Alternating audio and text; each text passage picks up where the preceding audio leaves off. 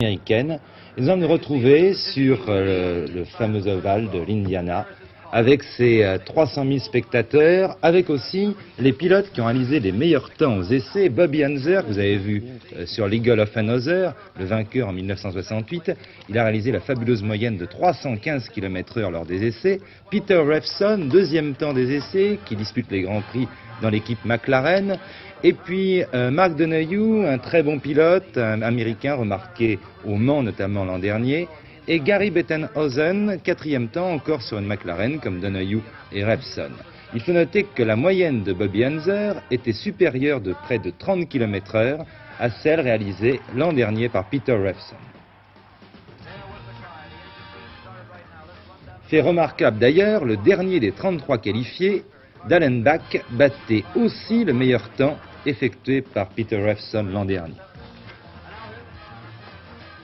Et vous voyez qu'au départ, Edgy Foyt, un des favoris, 3 fois vainqueur de l'épreuve, connaît des ennuis mécaniques. Il est là, sur la droite, des ennuis mécaniques qui vont lui faire perdre beaucoup de temps.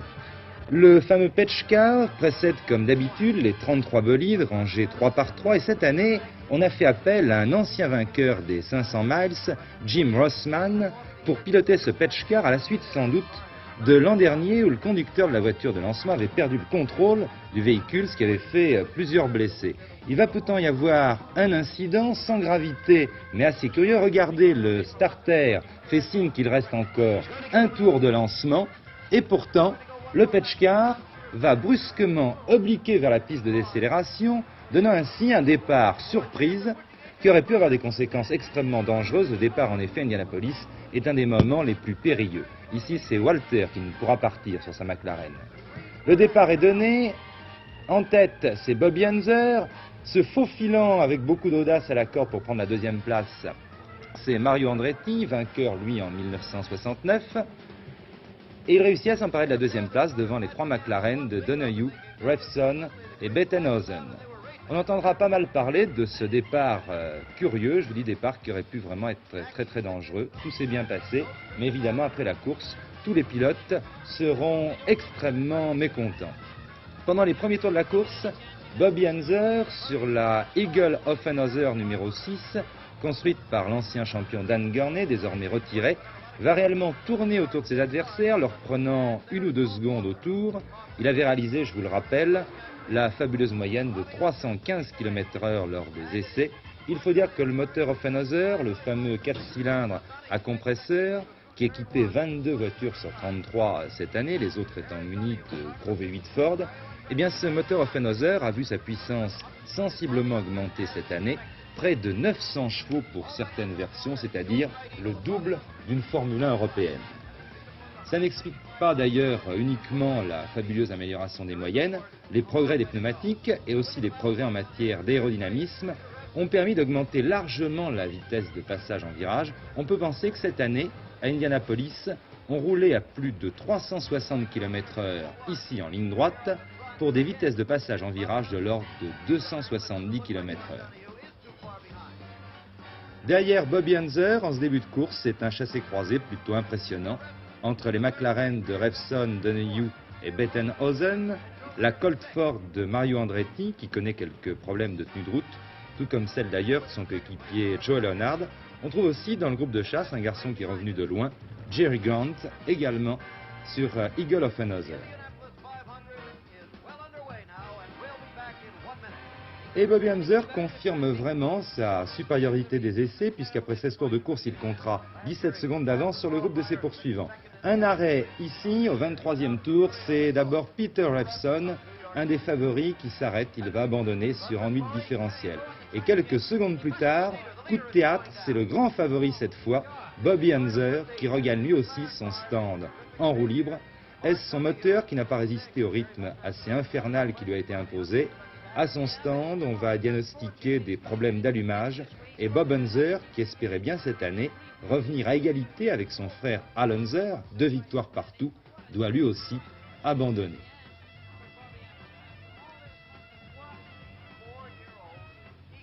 Et du coup, eh bien, l'intérêt de la course rebondit puisque l'on trouve en tête la McLaren numéro 7 de Gary Bettenhausen, suivie à quelques mètres seulement par l'Eagle numéro 98 de Mike Moschlet. Les deux voitures, vous le voyez, se faufilent dans le peloton des attardés, un gymkhana assez hallucinant. Et regardez, Mike Mosley va profiter du dépassement d'un concurrent attardé pour doubler Bettenhausen. Les dépassements, vous pouvez le constater, sont extrêmement délicats à Indianapolis. Pour dépasser, il ne faut pas hésiter parfois à sortir de la fameuse ligne de groove. Cette ligne, c'est la trajectoire idéale qui est marquée pratiquement en noir sur la piste par la gomme des pneumatiques. En dehors de cette ligne de groove, eh bien, ça devient extrêmement glissant. Les pilotes d'ailleurs appellent ça rouler sur des billes. Et en tête de la course, eh bien, c'est maintenant Mike Mosley, suivi de Bettenhausen. Deneuve sur une autre McLaren n'est pas très loin. Mike Mosley, eh bien, il a beaucoup de mérite à se retrouver en tête de la course. D'abord parce qu'il était plutôt mal placé sur la grille de départ, n'ayant réalisé que le 16e temps lors des essais. Il a donc fallu opérer une belle remontée. Et puis ensuite, il court sur une voiture vieille de 4 ans. Et puis, il a été victime d'un assez grave accident l'an dernier à la suite justement d'un accrochage avec Bobby Unser. Il avait été assez sérieusement blessé, les deux voitures ayant pris feu. Toujours à la lutte avec Bettenhausen, mais décidément, la chance à Indianapolis n'est pas avec Mike Mosley puisqu'il va être victime d'un accident. Ce sera d'ailleurs le seul accident important de la course. Les organisateurs étaient, il faut bien le dire, assez inquiets avant le départ, vu la progression vertigineuse des moyennes, et surtout après l'accident mortel de Jimmy Malloy lors des essais. Mais revenons à l'accident de Mike Mosley, qui heureusement n'aura pas de conséquences graves. Je préfère vous prévenir à l'avance, parce que regardez bien maintenant les images qui vont suivre. Cet accident va avoir une raison précise, et je pense que ceux d'entre vous qui sont très observateurs pourront découvrir cette raison avant même le passage au ralenti de la séquence.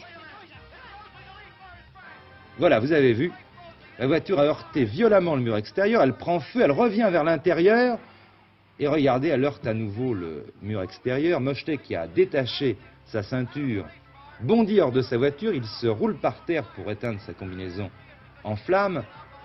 Les secours vont se précipiter. Regardez, le pauvre Mosley a encore sa combinaison en flammes. Le pompier ne voit pas que sa combinaison est en flammes. Il se précipite sur la voiture. Mosley lui dit « mais c'est moi ». Et voilà, enfin, les extincteurs, il en a encore perdu là quelques secondes. Heureusement, Mike Mosley ne va pas trop mal s'en sortir. Il sera conduit à l'hôpital avec des brûlures au 2e et 3e degré. Et les médecins ont fait un pronostic extrêmement rassurant. Regardez la raison précise de l'accident. Un boulon de la roue avant droite est parti et la roue se détache, on va le voir. Regardez, la roue s'est détachée, elle est partie et c'est la raison de l'accident. On pouvait le voir tout à l'heure, mais il fallait vraiment être très observateur.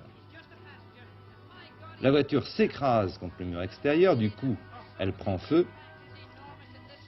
La roue arrière droite se détache elle aussi et la voiture, vous voyez, revient vers l'intérieur. On pense à ce moment-là que l'accident va s'arrêter là, finalement, et que Mosley, qui est déjà en train de détacher sa ceinture de sécurité, va fort bien s'en tirer.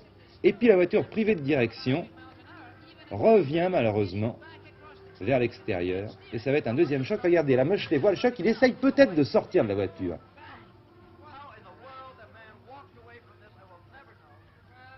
Et je vous dis, ça aurait vraiment pu avoir des conséquences beaucoup plus graves. Heureusement, à Indianapolis, on n'utilise pas de l'essence, mais un carburant à base d'alcool, à base de méthanol, qui a des propriétés beaucoup moins explosives que l'essence.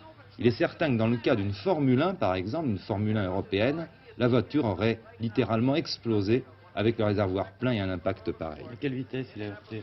On peut penser 250-260 km/h, Christian.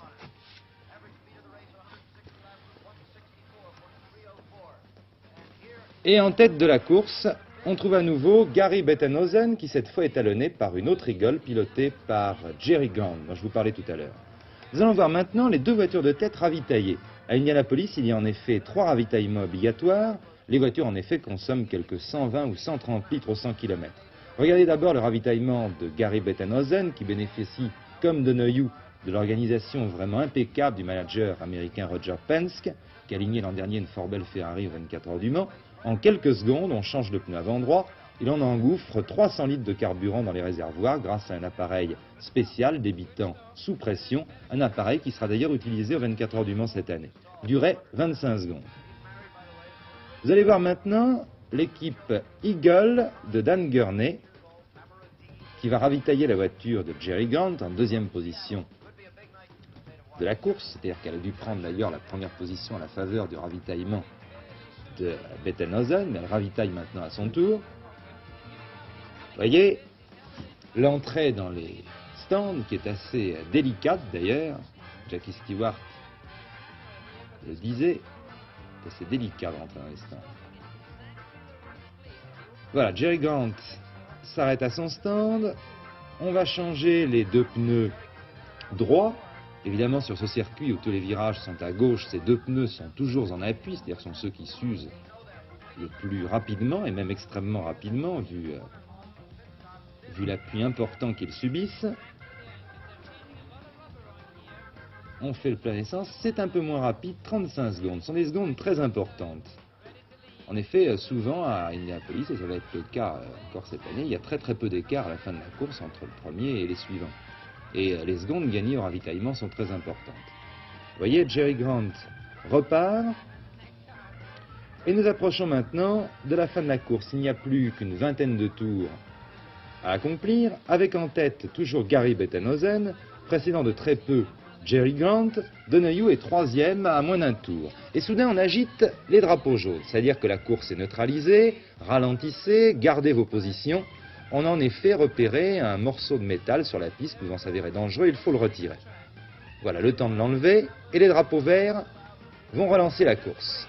C'est chose faite, et à ce moment-là, regardez, va se déclencher le chronomètre au passage de la voiture de tête de Gary Bettenhausen, et nous allons voir l'écart qu'il sépare de son poursuivant Jerry Grant. Je veux dire, on est à une vingtaine de tours de la fin.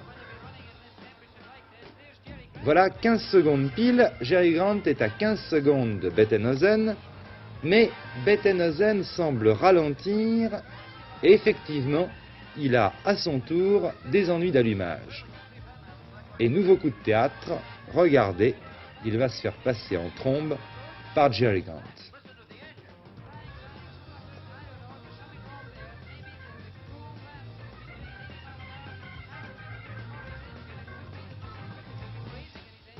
Vous voyez, regardez, l'Eagle prend la tête de la course alors que nous sommes très près de la fin. Bettenhausen sera donc contraint à l'abandon après avoir mené vraiment la plus grande partie de cette course. Jerry Grant, leader, numéro 48. Mais le suspense n'est pas fini, puisque c'est au tour du coéquipier de Bettenhausen chez McLaren, c'est-à-dire Mark Donohue, de passer à l'attaque. Regardez, son stand lui passe un panneau, moins 5, moins 17, c'est-à-dire qu'il est à 5 secondes de Jerry Grant et qu'il reste encore 17 tours à couvrir. Et là, dans le stand de Jerry Grant, dans le stand Eagle, il va sans doute y avoir un petit moment de flottement. On croit en effet que Grant possède un tour d'avance sur Donohue et on lui a fait signe de ne pas trop forcer. Regardez bien d'ailleurs, dans ce seul tour, l'écart va passer de 5 secondes à 2 secondes. 3 secondes dans un seul tour, ce qui est vraiment énorme.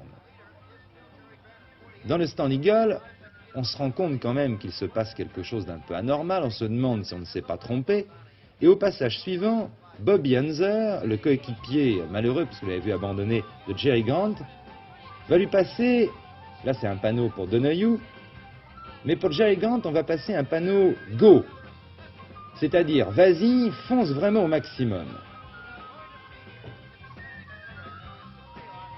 Donohue, à ce moment-là, est pratiquement dans les roues de Jerry Grant. Je vous dis, là, il reste 16 tours à couvrir. On s'attend donc vraiment à une arrivée à suspense. Mais Jerry Grant, après les instructions de son stand, eh bien, va réagir.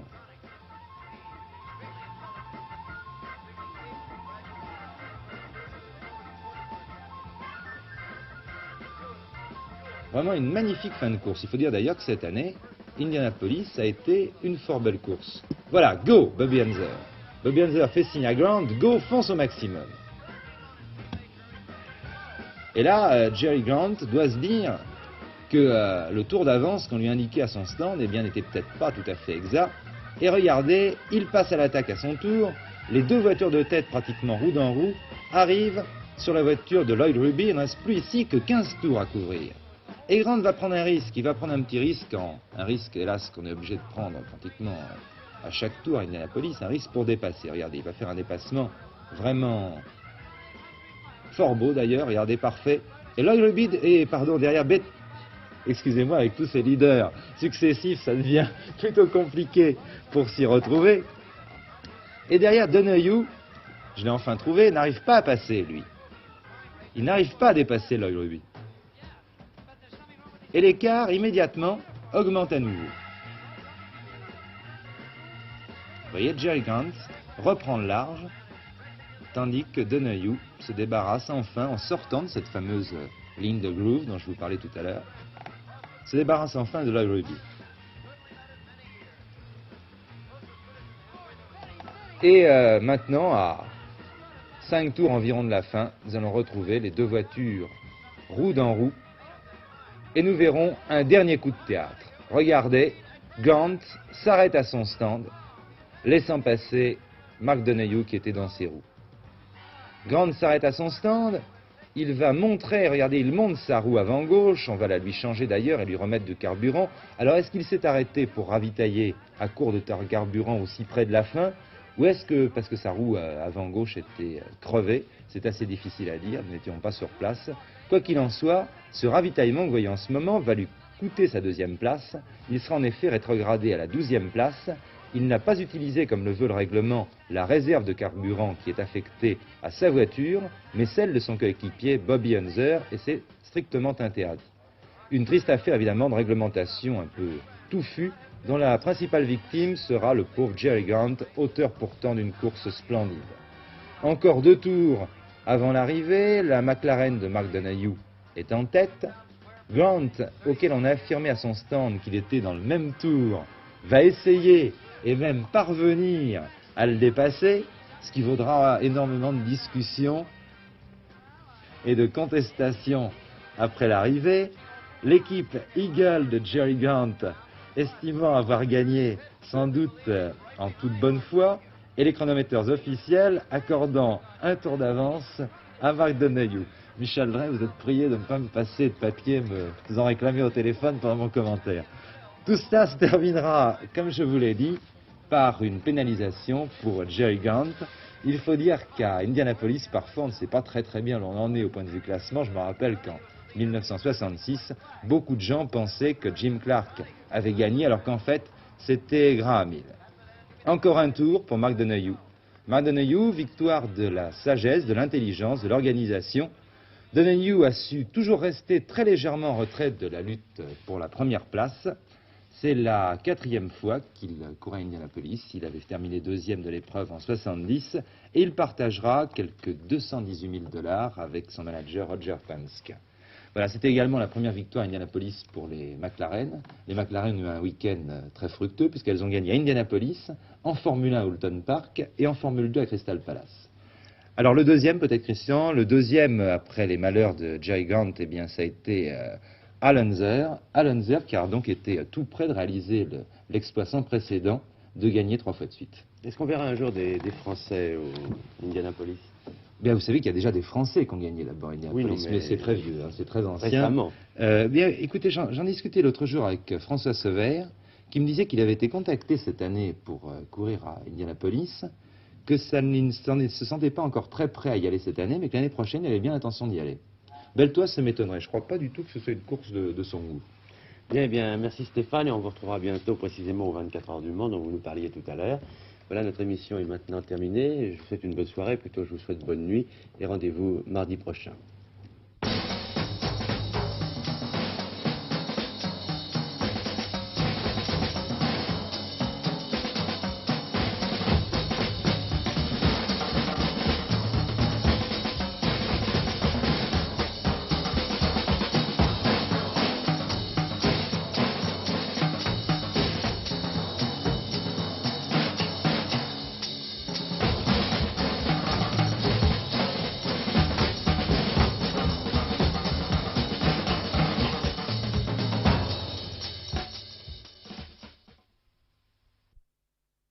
l'Australie. Ce matin, la France a battu l'Australie occidentale 29-12, 4 essais, Dupras, Panguero, Cantoni et Cesset, 2 transformations et 3 coups de pied de pénalité par Villepreux. Prochaine rencontre, mercredi soir en nocturne. Une triste nouvelle, les routes des Landes sont meurtrières, ça on le savait. Elles sont surtout meurtrières, hélas, pour les joueurs de rugby. Le jeune espoir d'Air-sur-Adour, Michel Laborde, s'est tué ce matin. Après Raymond Albaladejo, Carrère, Otast, Guy Boniface, Capendegui et Michel Bourré, Michel Laborde a été à son tour victime des routes landaises. Laborde avait 22 ans, il devait jouer la saison prochaine à Mont-de-Marsan. Il y a une activité automobile intéressante en cette fin de semaine, Indianapolis et le Nürburgring, et c'est Pierre Fula qui a pris le volant des mains de Stéphane Collaro. Indianapolis, c'est la course la plus rapide du monde, la plus spectaculaire, la plus dangereuse aussi. Ces bolides atteignent plus de 300 km à l'heure en vitesse de pointe, le goût du risque, mais hélas l'accident. Regardez. L'Américain Mosley a perdu une roue dans un virage à 280 km/h. Il a percuté un mur extérieur de la piste, la voiture va prendre feu. Le pilote, encore conscient, va se rouler sur la piste pour éteindre sa combinaison imprégnée de carburant qui était la proie des flammes. Mosley, qui était en tête à cet instant, sera victime de brûlures au 3e degré, mais son état n'inspire aucune inquiétude. Voici ce qu'il reste de son bolide amputé des 2 roues. La ronde infernale se poursuit. Il y a 250 000 $ empochés, un peu plus de 125 millions d'anciens francs. Le favori, Unser, vainqueur l'an dernier, est victime d'ennuis mécaniques.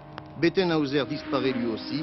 La victoire finale n'échappera pas à l'Américain Mark Donohue à la vitesse de 263 km, 71 de moyenne.